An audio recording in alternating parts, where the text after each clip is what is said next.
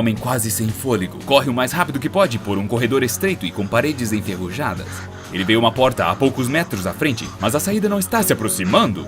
Enquanto isso, no escuro porão do navio, uma mulher tenta abrir uma porta de aço com suas últimas forças. Tudo ao seu redor está enferrujado e a porta parece brilhar no escuro, absolutamente inalterada pelo tempo. Na sala ao lado, um motor a vapor está funcionando. Há um rosto em sua carcaça, congelado em uma agonia eterna. Os pistões da máquina são feitos de ossos humanos e tendões. Um homem corre para uma sala que na verdade não tem saída. Olhando para trás, ele vê a porta se fechar em suas costas. Seu grito soa até sua lanterna se apagar. A mulher também grita, quebrando suas unhas no gelado aço da porta. Ela não sabe se passaram segundos ou anos. Nas profundezas do navio de carga, milhares de pessoas gritam e sofrem em profunda angústia. Alguns estão lá há muitos anos e outros entraram mais recentemente. Mas para eles o tempo não faz sentido, pois continuarão gritando como moribundos e o farão ainda mais intensamente. Funcionários da fundação também entraram nessa anomalia espacial. Manipulando as mentes, o objeto os levou a um estado catatônico, semelhante a um estupor, e os engoliu. Sim, mas parece que suas consciências ainda estão ativas, sempre vivenciando os pesadelos com ferrugens. Olá a todos, Detetive Void aqui, com meu novo vídeo sobre mais um objeto SCP. Esta minha investigação diz respeito ao navio de carga. Edgar Allan Poe definitivamente amaria essa anomalia, porque os protocolos e estudos experimentais do SCP-455 fariam seu cabelo ficar todo de pé. O objeto pertence à classe Euclides e aparentemente é um cargueiro encalhado e parcialmente afundado. Cerca de 90% da parte não submersa do navio está coberta de ferrugem, e o casco está muito danificado. O SCP-455 está localizado na costa sul do Chile. A fundação se interessou pelo navio depois que um grupo de pesquisadores desapareceu nele. Inicialmente, o objeto foi avaliado como pouco perigoso. Então, 3 seguranças e 2 analistas de campo foram enviados para resgatar os civis. Seguindo o protocolo, a equipe relatava suas atividades a cada 24 horas. Eles investigaram o objeto por 3 dias. Mas no 4º dia, eles não se reportaram. 48 horas depois, um segundo grupo foi enviado para o SCP-455, com 10 agentes de campo usando equipamentos para confrontos com adversários humanoides. A equipe de resgate encontrou o primeiro grupo da fundação nas proximidades do SCP-455. Seus laptops estavam ligados e havia comida queimada em uma panela de arroz. Vários relatórios sobre o objeto feitos antes do grupo desaparecer foram encontrados nos PCs. Então descobriram que o interior do navio de carga é anomalamente maior por dentro do que aparenta por fora. Tem vários decks, cabines e quartos. A primeira equipe relatou a existência de um corredor com mais de 180 metros, o que excede as dimensões físicas externas do navio. Os itens a seguir também foram encontrados no SCP-455. Uma academia com paredes de aço maleáveis, salas feitas de dentes humanos e até motores feitos com partes de corpos. Os primeiros pesquisadores relataram numerosas alucinações auditivas e visuais. Então, a segunda equipe foi ao porão de carga depois de ouvir gritos vindos de lá. O último relatório dizia que os agentes pretendiam iniciar a navegação principal. Depois disso, a conexão foi interrompida. A equipe de resgate foi ordenada a manter contato o tempo todo durante a inspeção das instalações da embarcação. Os agentes encontraram um buraco no convés da nau, que dava no porão, mas decidiram pegar as escadas até os decks de tripulação. Eles levaram 30 minutos para descer 3 lances curtos de escada. Enquanto isso, um dos agentes subiu para o convés de volta para o grupo em apenas 4 minutos. Ocorreu uma anomalia temporal 30 segundos depois. Para os agentes dentro da nau, foi esse o tempo que passou entre as transmissões.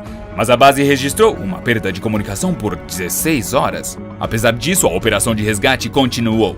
Os agentes desceram 5 pavimentos, que é o total de andares de um navio desta classe. Lá, eles encontraram uma porta de aço que parecia ser nova em folha. Assim que os pesquisadores entraram no porão, a porta se trancou espontaneamente. Mas isso não foi o mais assustador. Havia outras pessoas na sala. A primeira equipe da fundação estava imóvel no meio da sala. O líder da operação de resgate informou do porão que 4 de seu grupo tinham desaparecido diante de seus olhos. Após uma interrupção de 10 segundos na conexão com a base, uma nova mensagem foi transmitida do SCP-455.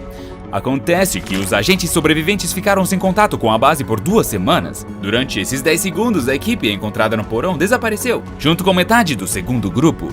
Nas tentativas da equipe de voltar ao convés superior, descobriram que o navio tinha pelo menos 30 pavimentos. Os funcionários da fundação pararam de procurar uma saída quando se depararam com enormes depósitos de alimentos. Quero mencionar que, na época, o navio estava encalhado há pelo menos 30 anos. A base ordenou o abortamento imediato da operação, mas só alguns tiros foram ouvidos em resposta. Os agentes não entraram em contato com a base novamente. Claro, a Fundação tomou a única decisão lógica: enviar um terceiro grupo à anomalia. E não ria. Para aumentar as chances de sucesso, o grupo foi composto por agentes fortemente armados. Deixe-me lembrá-lo, o SCP-455 tem uma influência sobre as mentes das pessoas. Mas parece que a Fundação levou um tempo para descobrir isso. A terceira equipe examinou o buraco do convés que acessa o porão com a ajuda de poderosos holofotes. A luz no porão revelou uma espessa camada intocada de poeira e ferrugem no chão. O objeto não mostrou nenhuma propriedade anômala perceptível neste momento. Os 5 agentes foram separados desta vez. Um desceu direto para o porão em um cabo e o resto desceu pelas escadas. A equipe levou 2 câmeras de vídeo junto com eles. Um técnico ficou no convés para ficar em constante comunicação. O agente Evans rapidamente tomou sua posição no porão de carga e até começou a dançar de tanto tédio. 3 minutos após o resto do grupo ter começado a descer as escadas, o sinal foi interrompido. Quando voltaram a entrar em contato, os agentes relataram que 10 horas se passaram desde o início da missão e que haviam perdido 2 pessoas. Quando os caras perceberam que tinham descido pelo menos 20 andares, mandaram o agente Eric voltar. Ele rapidamente subiu 2 lances e gritou para seus colegas que as escadas tinham atingido o teto. O agente viu uma escotilha aberta lá em cima e uma figura humana.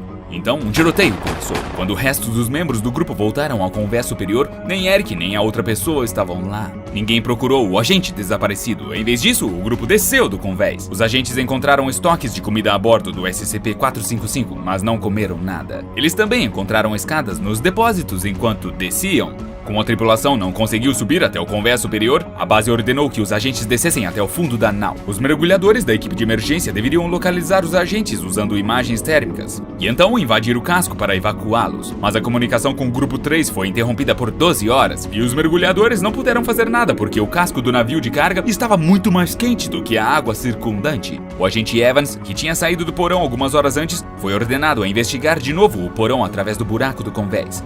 Para sua surpresa, ele encontrou todos os membros do terceiro grupo lá, além do agente desaparecido Eric. Todos os agentes estavam em estado de estupor. Eles ficaram estáticos por cerca de 1 hora depois que se afastaram do SCP-455. Ninguém se lembrava de como entraram no porão. A última grande expedição ao navio de carga foi realizada por 3 membros da Força Tarefa Móvel Zeta-9, 2 agentes e um funcionário da classe D. Eles foram com 2 veículos de reconhecimento móveis chamados VARMs, mas um deles quebrou durante o translado. Durante a primeira manifestação anômala do SCP-455, os membros da equipe pensaram que o objeto estava balançando, todavia a base não detectou nenhum movimento. Então, o funcionário classe D encostou-se na parede do navio, que imediatamente absorveu parte de seu corpo. Os agentes tentaram tirá-lo dali, mas não conseguiram. Depois disso, a equipe de pesquisa descobriu outra anomalia. No final do corredor inundado, em um certo ponto não havia água, como se houvesse uma barreira invisível. Havia uma luz azul brilhante à vista logo atrás. Os agentes reportaram que o corredor no qual eles estavam prestes a entrar havia desaparecido. Naquele momento, a comunicação com eles foi perdida por apenas 2 segundos. Mais tarde, quando a transmissão de vídeo foi retomada, os funcionários da fundação não estavam visíveis na câmera. Então, o VARM quebrado acelerou inesperadamente a uma velocidade impossível e bateu na lateral do objeto. Nos últimos 2 segundos da transmissão, espécies desconhecidas de plantas agressivas apareceram no vídeo.